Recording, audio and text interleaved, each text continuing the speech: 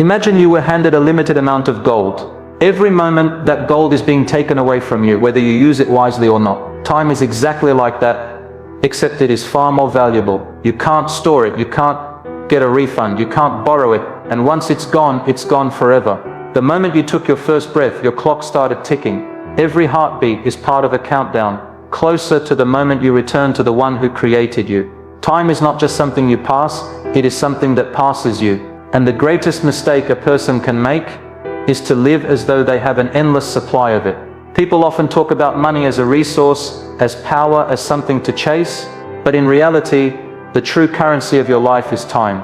You spend it every second, whether you know it or not. Every hour you give to scrolling through distractions is an hour you could have used for something meaningful. Every day wasted in heedlessness is a day you will never get back. Time is slipping from your hands like grains of sand, and yet we live as if it will always be there tomorrow. But what if tomorrow doesn't come? Think about the people you've lost, the ones whose faces you remember but whose voices you will never hear again.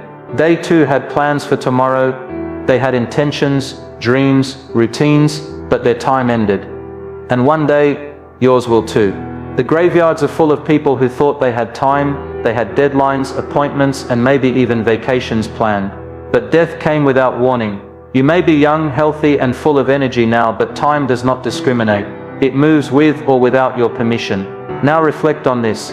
How many minutes have you wasted today, not just in laziness, but in activities that don't benefit your body, your soul, or your hereafter? Time spent in gossip, in anger, in jealousy, in comparison. Time spent chasing approval, chasing desires, chasing people who don't value you. Every second could have been a prayer, a dua, a smile to your parents, a word of kindness to a stranger, a moment of learning that uplifts your soul. When you start valuing time like gold, you begin to live differently. You start filtering your decisions. You begin to ask yourself, is this worth my life? Because that's what time is. It's your life in motion. When you waste your time, you're not just wasting a random hour, you are giving away a part of your life that you'll never see again. Would you burn money? Would you tear up a check? Then why do we treat time as something we can afford to waste? It is the one resource Allah has given equally to the rich and poor, to the strong and weak. The difference lies in how each person uses it. Some use their minutes to build empires of good deeds, others let their minutes drift away in heedlessness. And here's the most sobering part: on the Day of Judgment, we will be asked about our time before anything else. How did you spend your youth? Where did your hours go? What did you do with the time I gave you? These questions are not poetic, they are real. You will be asked, and your answers will not be in words, they will be in deeds. Your salah, your charity, your patience, your forgiveness, your sacrifices, they will speak on your behalf, and so will your neglect, your arrogance, your procrastination, your excuses. Don't wait until sickness humbles you to realize what health meant. Don't wait until isolation strangles you to value community. Don't wait until you're older to wish you had used your youth better. Don't wait until death approaches your doorstep to start thinking about life. The wise are those who wake up before they are woken up, who prepare before they are summoned, who plant seeds before the soil becomes their bed. The Prophet, peace be upon him, taught us to seize 5 before 5, your youth before your old age, your health before your sickness, your wealth before your poverty, your free time before your busyness, and your life before your death. These are not just suggestions, they are lifelines, they are alarms meant to shake us before the world numbs us. Each of these moments is a window, and every window eventually closes. You don't want to be the one who regrets not walking through it when it was wide open. So how do we change?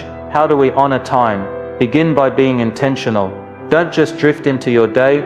Wake up and assign purpose to your hours. Choose your friends wisely because they either help you value your time or waste it with you. Choose your entertainment carefully. Does it feed your heart or empty it? Set goals that align with the pleasure of Allah, not just the pleasures of this world. Even your rest can be rewarded if it is part of a balanced life for the sake of your Creator. It's not about becoming robotic, it's about becoming conscious. Conscious of your moments, conscious of your mission. Start small. Dedicate 5 minutes every morning to gratitude, 10 minutes to Quran, 15 minutes to calling a loved one, 30 minutes to helping someone, an hour to learning something new. The more you value your time, the more Allah blesses it. You'll notice barakah, where a little time accomplishes great things. That's not luck. That's divine reward for those who respect the gift of time. The past is gone. The future is not guaranteed. All you truly have is now, and now is powerful. Now is sacred. Use your now to turn toward Allah, to seek forgiveness, to reset your intention, to forgive someone who hurt you, to take one small step toward better. You may not control how much time you have left, but you can control how you use the time you still have. Don't sell your moments for the approval of people. Don't exchange your time for things that will vanish. Trade your time for what is eternal. Time is not waiting for you, but Allah is. The way you use your time says everything about your relationship with your Creator. If you believe in Him, trust in His promises, fear His punishment, and desire His closeness, then your schedule, your choices, your habits, they will all reflect that. It's not just about praying 5 times a day, though that is the foundation. It's about what fills the spaces in between those prayers. It's about how your day is structured around your deen, not the other way around. Time is not just a measure of movement, it's a mirror of faith. If you truly love Allah, you will care about how you spend your moments, because every moment is either bringing you closer to Him, or taking you further away. Look at your average day. When you wake up, is your first thought about checking your phone, or is it about thanking the one who gave you another chance to live? When you walk through your day, is your heart filled with remembrance or distractions? Do you use your free time to grow spiritually, or to drift mindlessly? When a believer understands that time is a trust, a responsibility, a gift from Allah, their entire attitude toward life changes. Suddenly every second becomes an opportunity, not a burden.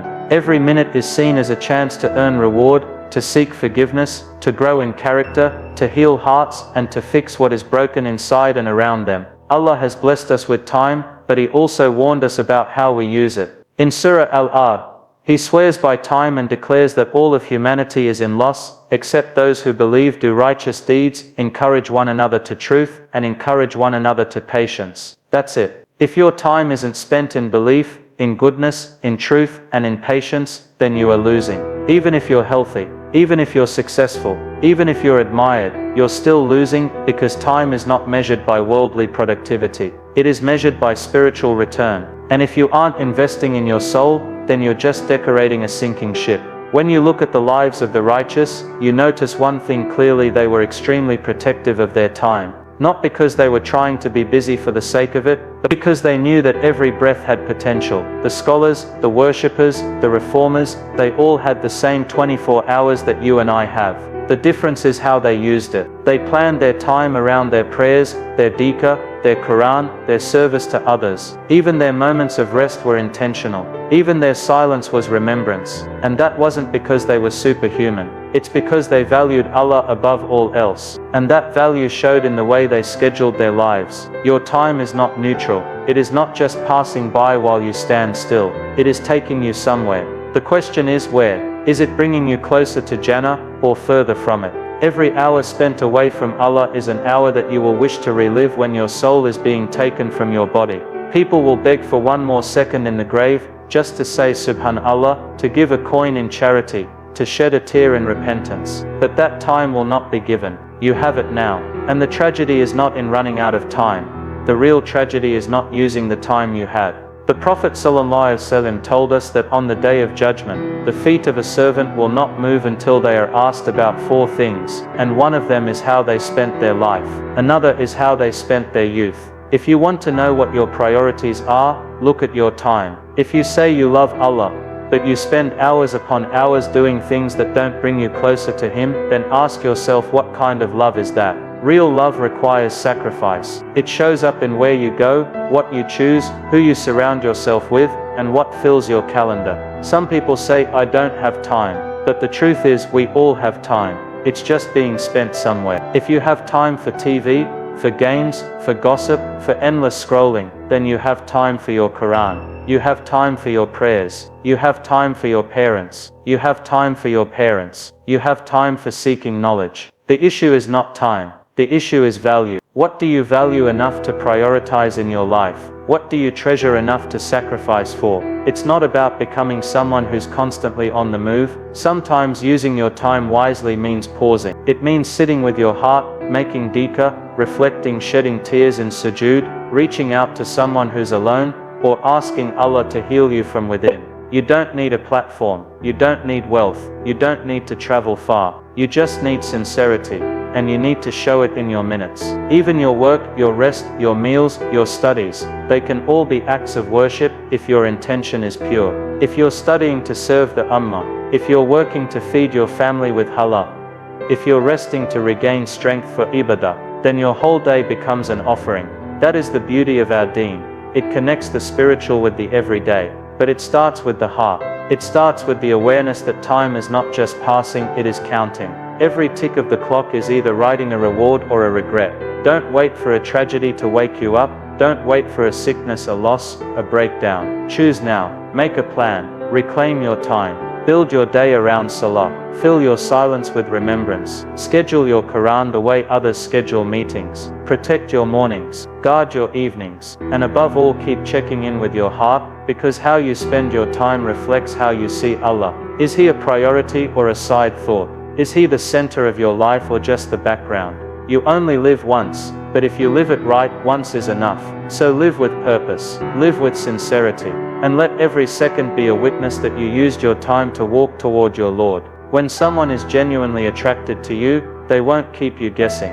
They won't send mixed signals. They won't leave you confused or anxious. Their presence in your life will feel clear, respectful, and intentional. Words can be beautiful, sweet, and even powerful, but they mean nothing without action. Attraction in its pure and meaningful form is not just about what is said but what is done, and more importantly what is consistently done. Real attraction reveals itself in effort, not in empty promises or occasional attention. Anyone can say you matter to them, but it's the one who proves it through their actions who truly does. Think about it. When someone truly values something, they protect it, they prioritize it, and they don't risk losing it. If someone is attracted to you in a serious and sincere way, they will not waste your time, and they will not want to waste theirs either. They will seek clarity, not confusion. They will want the relationship to have structure, dignity, and purpose. This doesn't mean things are rushed, it simply means things are intentional. When someone's interest in you is real, you will not feel like an afterthought. You will not feel like an option. You will feel seen, valued, and respected. But society has taught many people that attraction is about physical desire, or that love should feel like chaos, that it must be dramatic, mysterious, unpredictable. And sadly, many fall for this illusion. They think being confused means there must be strong feelings involved. But confusion is not a sign of love. Clarity is, consistency is, peace is. When a person's words are not backed by consistent, respectful effort, then it is not real attraction. It's a distraction. It's emotional entertainment. And you were not created for that. The person who is sincere in their feelings for you will not want to drag things into the gray areas. They will bring you into the light. They will seek to honor your boundaries. If they know you value faith, they will reflect that value in how they approach you. They won't pressure you into haram conversations or private meetings. They won't try to test your comfort zones.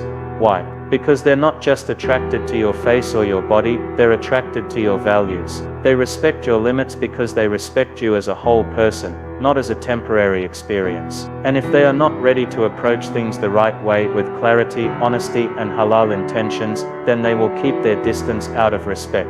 Because the one who truly wants you will fear losing you by disrespecting your principles. They won't want to leave you spiritually wounded, emotionally drained, or religiously compromised. Their effort will reflect the depth of their intentions. They will ask the right questions. They will seek the proper means. They will involve the right people. It won't just be private conversations hidden from the world. It will be a journey that includes honor, not secrecy. Even in the early stages, when someone is trying to get to know you, real attraction shows itself in how much care and thoughtfulness they put into your comfort. They won't rush you. They won't guilt you into replying. They won't make you feel as if your value depends on how fast you respond or how available you are. They'll give you space to grow, to think, and to move at a healthy pace. Because their intention is not to consume you, it is to protect the connection in a way that pleases Allah. The problem today is that people confuse emotional highs with genuine connection. Just because someone makes your heart race doesn't mean they are good for your soul. Real attraction doesn't only stimulate your emotions, it nourishes your values. It helps you feel more yourself, not less. It doesn't make you feel insecure or question your worth. It brings peace, not anxiety. And it never contradicts your deen. If someone claims to be drawn to you but leads you away from your relationship with Allah, then you have to ask, is this truly attraction? Or is it simply temptation in disguise? Many times people are flattered by attention, even if it's vague, inconsistent, or inappropriate. But you must remember your worth is not determined by how many people admire you. It's determined by your sincerity to your Creator and how you carry yourself with dignity. You don't need to chase signs. You don't need to decode mixed messages. You don't need to convince someone to be serious about you. The one who sees your worth will show it, and they will not be afraid of accountability or clarity. They won't keep you waiting endlessly with no purpose. They won't keep you emotionally attached with no intention. They will act when it's time to act. They will involve the right people. They will seek the halal way. And even if they're not ready yet, they will step back with respect, not string you along for years in the name of figuring it out. They understand that playing with hearts is not just unethical, it's sinful. And they fear hurting someone that Allah has created with such beauty, such value, and such honor. So if you're trying to figure out whether someone is genuinely attracted to you, don't just listen to their compliments. Look at their consistency. Don't just observe their presence. Observe their principles. Are they willing to slow things down for the sake of what's right? Are they willing to take the steps that require humility, sincerity, and faith? Or are they just here for the excitement, the chase, the idea of you rather than the reality of who you are? Real love does not hide. Real intention does not hesitate. Real attraction is not loud. It is steady. It is calm. It is rooted in truth. It honors you when no one is watching. It respects your limits when no one is there to enforce them. And above all, it does not come at the cost of your relationship with Allah. That is the kind of connection worth seeking. That is the kind of attraction worth accepting. Never forget, you are not here to entertain hearts that are not serious about your soul, your time, your emotions, your energy. They are precious. Protect them. And trust that what is sincere will always show itself through effort. Not just once, but continuously. With clarity, with patience, and with purpose. You can often sense when someone is truly drawn to you, not through grand romantic gestures or poetic words, but through the subtle consistency of their character. When someone's attraction is genuine, it does not revolve around momentary feelings. It reflects deeper intentions, values, and a vision for something that lasts beyond this temporary world. You will find that the signs of real sincere attraction are rooted in purpose and purity. They don't try to impress you with charm alone. They strive to bring peace to your heart, clarity to your mind, and stability to your journey. One of the strongest signs that someone is genuinely attracted to you is that they make time for you, and not just any kind of time. Time that is respectful, halal, and considerate of your values. They don't need to be reminded of your importance or begged for attention. They prioritize you naturally, because what the heart values, the hands reach for. This doesn't mean constant texting or unrealistic expectations. It means they consciously make space in their life for you, in a way that honors your boundaries and pleases your Creator. If someone claims to be attracted to you but only contacts you at their convenience, only reaches out when they're bored,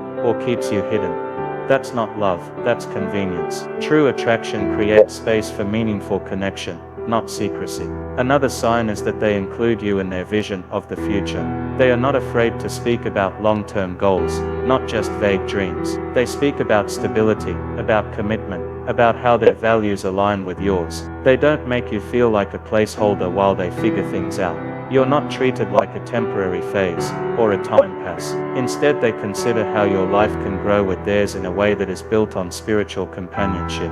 Their words are not filled with fantasy. They're grounded in intention. They involve the right people. They seek advice. They ask questions that matter about faith, character, goals, lifestyle.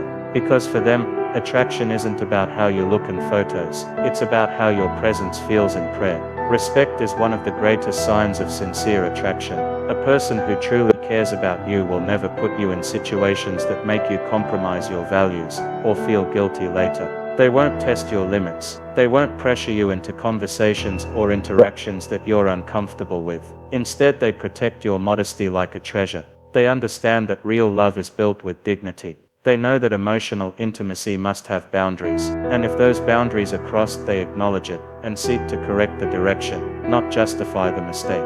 Someone who is truly drawn to you won't want your body before your soul. They'll fear hurting you spiritually more than they fear losing your attention. One of the most beautiful signs of real attraction is that the person encourages your spiritual growth. They don't just accept your deen, they support it. They remind you to pray. They mention Allah in your conversations. They send you something beneficial to learn. They speak with modesty, with honor, with purpose. They don't distract you from your Creator. In fact, they bring you closer to Him. Their presence increases your hope, your faith, your desire to be a better person. Because true attraction doesn't compete with your religion, it complements it. And any connection that distances you from Allah is not love, it's a test. You'll also notice that they respect your pace. They don't force the connection to move faster than you're comfortable with. They understand that trust takes time, and they are patient with the process. They are not trying to win your heart in a day. They are trying to build something that pleases the one who owns your heart. They are not fixated on quick validation. They are committed to sincere development. If you tell them you need space to pray istikhara, to consult your parents, or to think things through, they honor that without guilt-tripping you. They know that a decision made in haste can lead to regret, but a decision made with Allah's guidance will always bring peace, even if the outcome isn't what was initially expected. You will also find that a person with genuine attraction is not easily swayed by physical beauty or superficial charm. They are drawn to your principles, your character, your manners. They admire your kindness, your honesty, your sincerity. They see beyond the surface, and even when they notice your flaws, as all humans have flaws, they don't shame you. They are gentle with your imperfections, because they are not trying to mold you into a fantasy. They are drawn to you as a real person, not a perfect image. Their attraction is not loud. It is quiet, but it is deep. It's not about impressing you. It's about earning your trust, even if things do not work out in the end. Because not all sincere connections lead to marriage. Someone who is genuinely attracted to you will leave you with dignity. They will not ghost you. They will not destroy your self-worth. They will not make you feel like you wasted your time. They will part ways with respect, with honesty, and with prayer. They will leave you in a better state than they found you, not more broken, or more distant from your faith. Because their intention was always pure, even if Allah decreed otherwise. So if you're wondering whether someone is truly attracted to you, pay attention to the purity behind their actions. Do they respect your time and your values? Do they protect your heart and your modesty? Do they seek Allah's pleasure in how they interact with you? Do they bring out the best in your faith, your character, and your confidence? If the answer is yes, then that's not just attraction, that's a sign of something rooted in sincerity. And if not, then don't settle for less, just because you feel lonely or flattered. You were not created to be a side story in someone else's life. You were created to walk this world with honor, guided by faith, and surrounded by people who elevate your soul. If someone cannot approach you with purpose and purity, then they are not meant to walk beside you. Let them go with grace, and wait for the one whose presence reminds you of your worth, not just in their eyes, but in the sight of Allah.